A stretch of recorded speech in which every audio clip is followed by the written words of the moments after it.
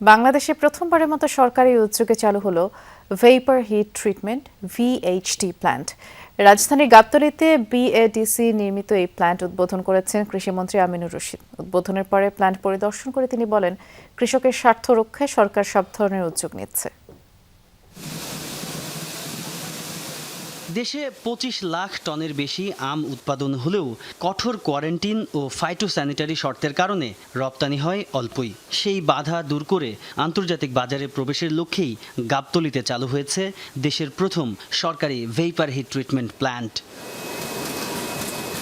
বিদেশে আম রপ্তানির অন্যতম বড় বাধা ছিল ফলমাছি, এর ডিম ও লার্ভার উপস্থিতি। নতুন এই প্রযুক্তি সেই ঝুঁকি দূর করে আন্তর্জাতিক মান নিশ্চিত করবে।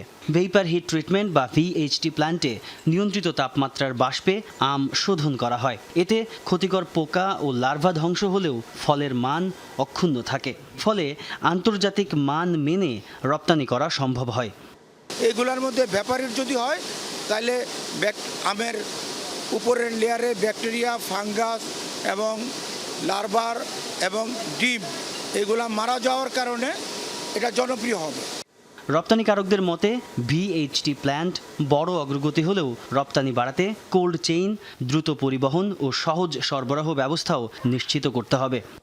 এই প্ল্যান্টের মধ্য দিয়ে যাওয়ার ফলে ওই ফ্রুট ফ্লাইয়ের যে জার্মটা আমের ভিতরে থাকলেও সেটা আর থাকছে না, কিল হয়ে এটা ডিসফাংশনাল হয়ে যাচ্ছে।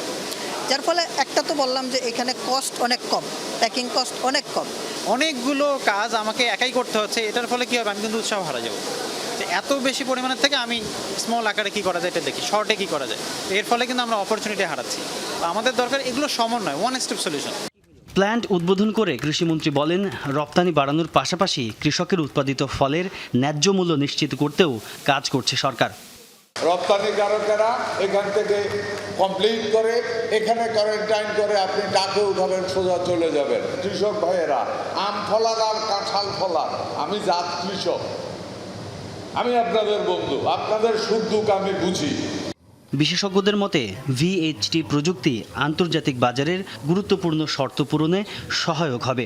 আধুনিক সংরক্ষণ ও কার্যকর রপ্তানি ব্যবস্থার সমন্বয় করা গেলে আমের পাশাপাশি অন্যান্য ফল ও সবজির জন্যও তৈরি হবে নতুন বৈদেশিক বাজার। তাজ নূর ইসলাম, যমুনা নিউজ, ঢাকা।